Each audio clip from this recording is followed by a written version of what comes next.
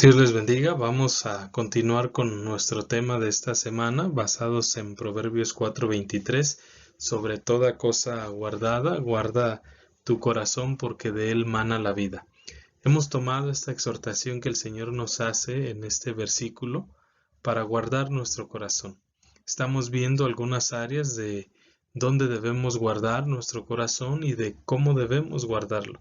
Hemos visto hasta ahora que debemos guardar nuestro corazón de lo que oímos, debemos guardar nuestro corazón de lo que hablamos, debemos guardar nuestro corazón de nuestros pensamientos, y hoy vamos a ver un nuevo tema basado también en este versículo. Bien, pues el tema de este día es guarda tu corazón de lo que ves. Qué importante es esto, hermanos, guardar nuestro corazón de lo que vemos. ¿Por qué? Usted se estará preguntando. Bueno, en esta imagen que tenemos aquí dice, porque afecta más de lo que crees, cuida lo que ves.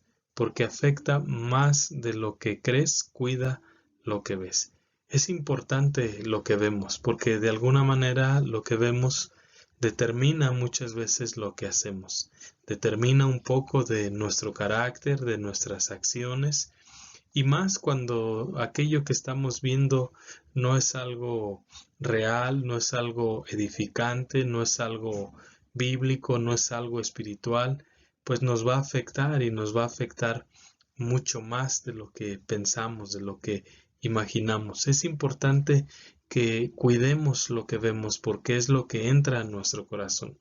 Como papás tenemos cuidado de que nuestros hijos no vean cosas inapropiadas, cosas que afecten sus pensamientos, cosas que de alguna manera les puedan afectar emocionalmente, que en la noche les causen pesadillas, que en la noche no puedan dormir, y cuidamos de alguna manera lo que ellos ven en el internet, en la televisión, en el área que sea. Nos preocupa que vayan a ver algo que sea inapropiado a su edad, algo que les pueda afectar.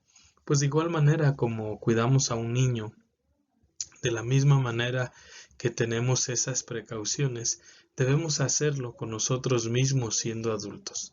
Debemos hacerlo porque no estamos exentos que de alguna manera nos pueda afectar.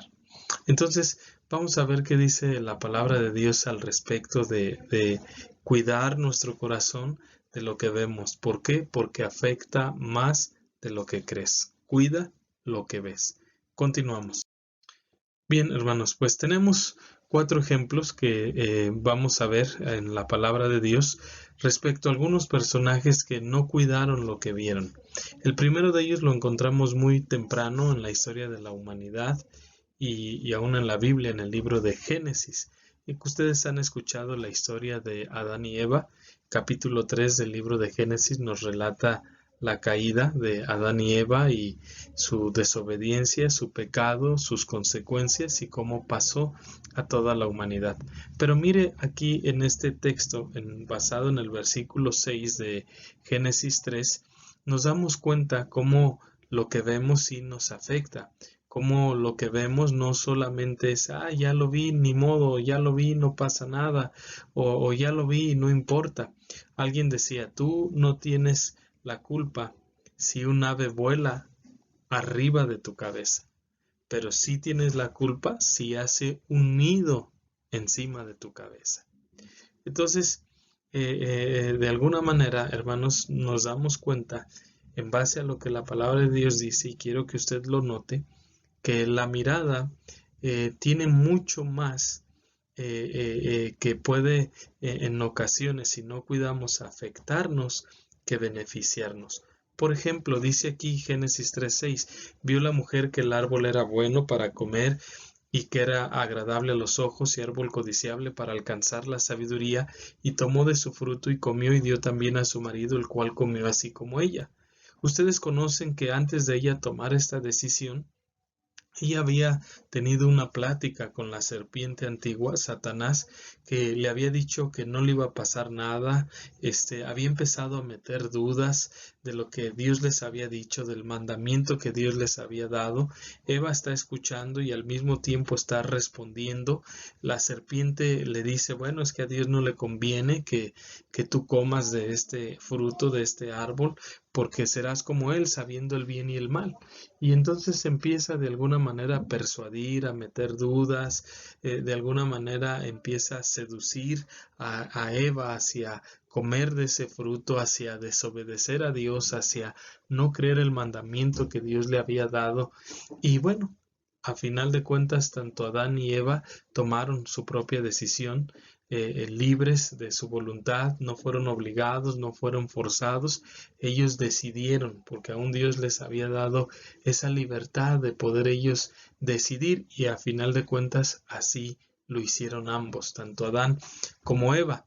Y vemos aquí entonces que en el versículo 6, después de las dudas, después de las mentiras, después de la seducción hacia el fruto que la serpiente fue pintando en sus pensamientos de Eva y en el diálogo que tenían, Eva va a tomar una decisión. Pero antes de tomar esa decisión la va a analizar. ¿Y cómo la va a analizar? En base a lo que va a ver. Dice ahí, hermanos, que vio la mujer que el árbol era bueno, era agradable a los ojos, era codiciable, y entonces, ¿qué hizo Eva? Tomó de su fruto y comió. Pero después de haberlo visto y analizar que era bueno, que era agradable y que era codiciable. ¿Cuántas veces el enemigo no llega con las mismas trampas a nuestra vida? Para desviarnos de la voluntad de Dios, para desviarnos de obedecer a Dios, para desviarnos de nuestra fe, para hacernos caer, para hacernos dudar, para hacernos desobedecer lo que Dios nos ha mostrado, lo que Dios quiere obrar y hacer en nuestras vidas. Y llega ofreciéndonos algo que en apariencia se ve agradable a los ojos, que se ve de alguna manera que es bueno, que se ve que es codiciable, pero en realidad es destructivo, pero en realidad su fruto es mortal, en realidad las consecuencias son desastrosas. Lo que hay detrás de lo que Satanás nos ofrece realmente no vale la pena. Y así llega Satanás a nuestras vidas muchas veces con ese tipo de tentaciones, haciéndonos creer que es bueno, haciéndonos creer que es agradable, haciéndonos creer que es codiciable, que lo necesitamos, que no tiene nada de malo, que podemos aprovechar la oportunidad, que si no fuera de Dios, ¿por qué se nos presenta esa oportunidad? Y empieza él a echar mentiras y empieza a meternos dudas y empieza a atacar a Dios y empieza a atacar lo que Dios nos ha mostrado. Bueno, pues eso sucedió con Eva. Vio y nota este proceso, que era bueno, que era agradable, que era codiciable, y entonces tomó y comió del fruto. Luego vemos otro proceso muy similar, hermanos, a este en otro pasaje de la Biblia a continuación. Bien, pues encontramos también, hermanos, en la palabra de Dios el ejemplo de Abraham y Lot. Usted ha escuchado esta historia, conoce estos dos personajes. Abraham y Lot eran familia, Lot era sobrino de Abraham y bueno, estaban juntos, pero llegó el punto donde el ganado de Abraham y el ganado de Lot empezaron a crecer sus rebaños y hubo altercado, hermanos, entre los pastores de Abraham y los pastores de Lot a causa de sus rebaños, y era insuficiente para dar de comer a sus rebaños, y entonces empezaron a pelear sus pastores por esta razón. Abraham va con Lot, habla y le dice, mira, no está bien que tú y yo peleemos, somos hermanos, pues si tú quieres ir a la derecha, yo iré a la izquierda, y si tú a la izquierda, yo a la derecha. Y Abraham le da la oportunidad a Lot de escoger, y en cierta manera podemos decir que es hasta una ventaja. Ventaja que Abraham tendría derecho a ella por ser él el tío. Tendría el derecho a decidir, ¿verdad? Pero más sin embargo, él decide darle ese derecho o esa oportunidad al mismo Lot.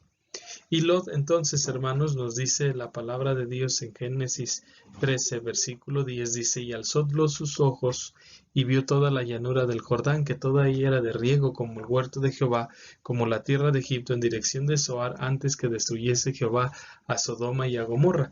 Entonces Lot escogió para sí toda la llanura del Jordán, y se fue Lot hacia el oriente, y se apartaron el uno del otro. Vemos aquí, hermanos, que Lot no rehúsa esa ventaja, esa oportunidad que el mismo Abraham le ha dado de él escoger, de él decidir. Y dice entonces, hermanos, que él alza sus ojos y vio toda la llanura del Jordán. Ahora mire, lo que él está viendo va a empezar a trabajar en su mente.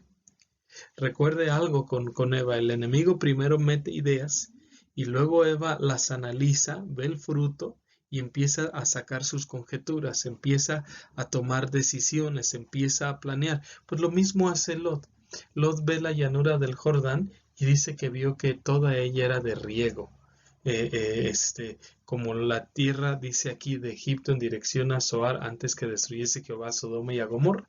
Lo que Lot vio en esas tierras era prosperidad, era dinero, era beneficios, era comodidad, era de alguna manera hacerse más rico, no estar batallando por el alimento ni para él, ni para sus rebaños, ni para sus pastores. Él vio que de esa manera, escogiendo esa llanura del Jordán, pues él iba a prosperar.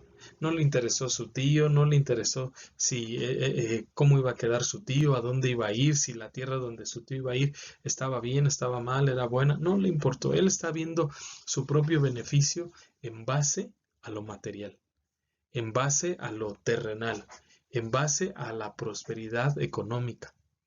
Y no consideró lo que aquí dice, que esa tierra era como la tierra de Egipto en dirección de Zoar, antes que destruyese a Sodoma y a Gomorra. Egipto es un simbolismo del mundo. Sodoma y Gomorra fueron las ciudades hasta donde Lot se empezó a extender, al grado que llega a esas ciudades y queda como uno de los principales, porque estaba, dice la Biblia, que sentado a la puerta, y era una costumbre que los hombres principales de una ciudad se sentaban a las entradas de las mismas ciudades.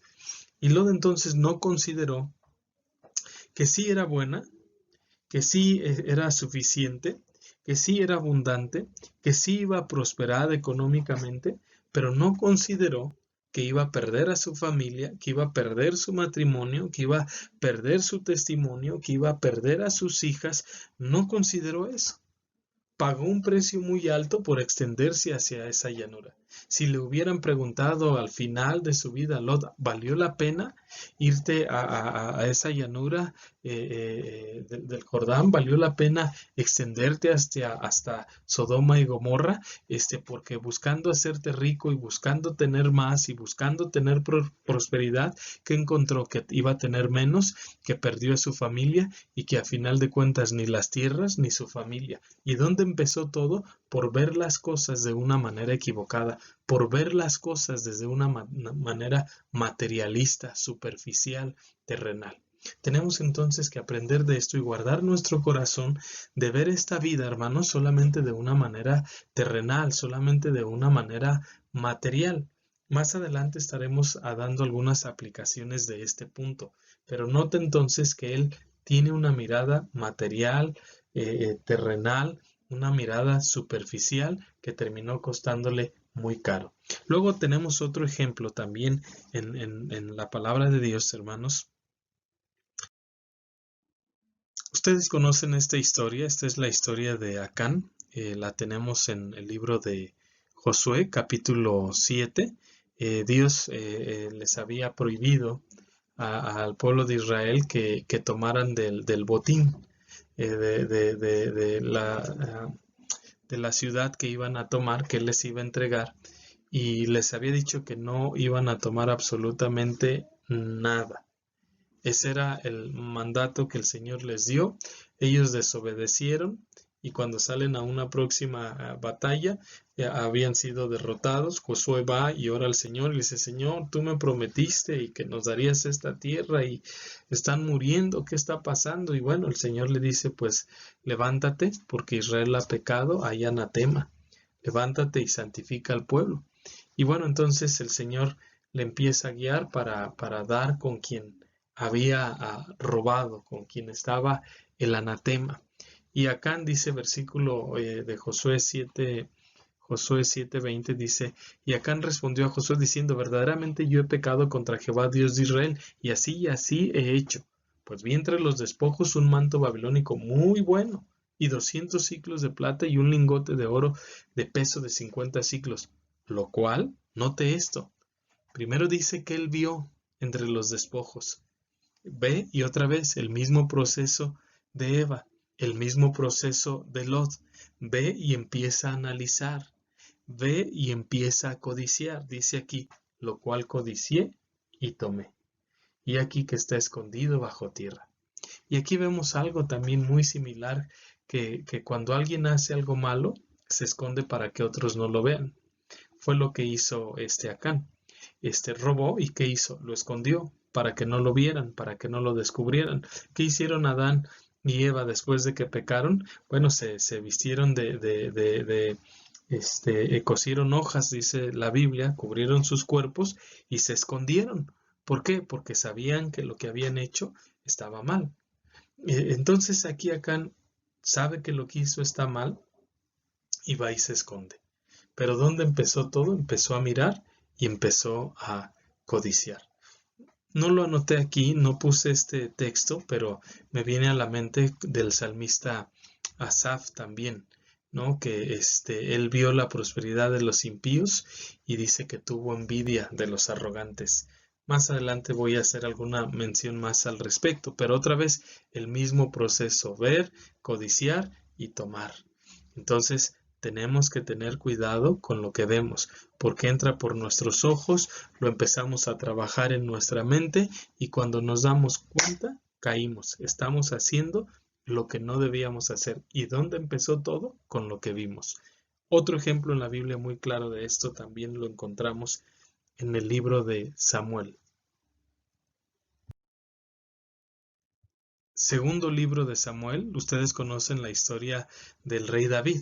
El rey David nos dice esta historia en segundo libro de Samuel, capítulo 11, que era el tiempo en que los reyes salían a la guerra. Mas, sin embargo, David no sale a la guerra y David decide quedarse en su casa. Estándola en su casa, dice que se empezó a pasear por el terrado. Versículo 2 dice, y sucedió al caer la tarde que se levantó David de su lecho y se paseaba sobre el terrado de la casa real y vio desde el terrado a una mujer que se estaba bañando, la cual era muy hermosa, y envió David a preguntar por aquella mujer. Y le dijeron, aquella es Betsabé, hija de Elián, mujer de Urías Eteo. Y envió David mensajeros y la tomó y vino a él y durmió con ella. Luego ella se purificó de su inmundicia y se volvió a su casa. Era el tiempo que David no debía quedarse en el palacio. Era el tiempo que David debía salir a la guerra. Pero David estaba ocioso. David estaba en un lugar donde no debería de estar, en su palacio. No quiere decir que David entonces fue una víctima ni de las circunstancias ni de la situación que en ese momento se está presentando. David es responsable de sus decisiones. Él decidió quedarse, él decidió mirar a esa mujer y codiciarla.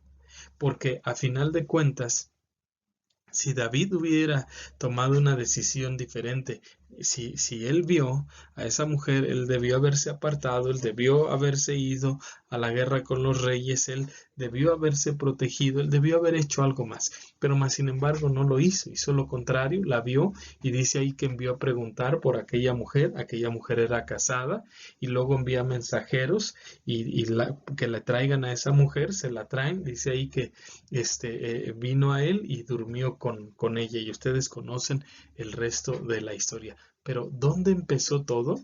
En lo que vio. Y de ahí empieza a desarrollar pensamientos, fantasías, empieza a tomar decisiones equivocadas y termina David costándole muy, muy caro esa decisión. ¿Qué vemos en estos cuatro personajes, hermanos? Que todo empezó por lo que vieron y se desarrolla un proceso en la mente y en el corazón acerca de codiciar, acerca de imaginar, acerca de envidiar, acerca de alguna manera creer que es bueno, que no tiene nada de malo. En todos estos cuatro casos que hemos visto es casi el mismo proceso, pero empezó por lo que vieron. Por eso es importante que debemos cuidar lo que vemos. A veces la televisión, las redes sociales, somos expuestos a ver cosas que no debemos ver.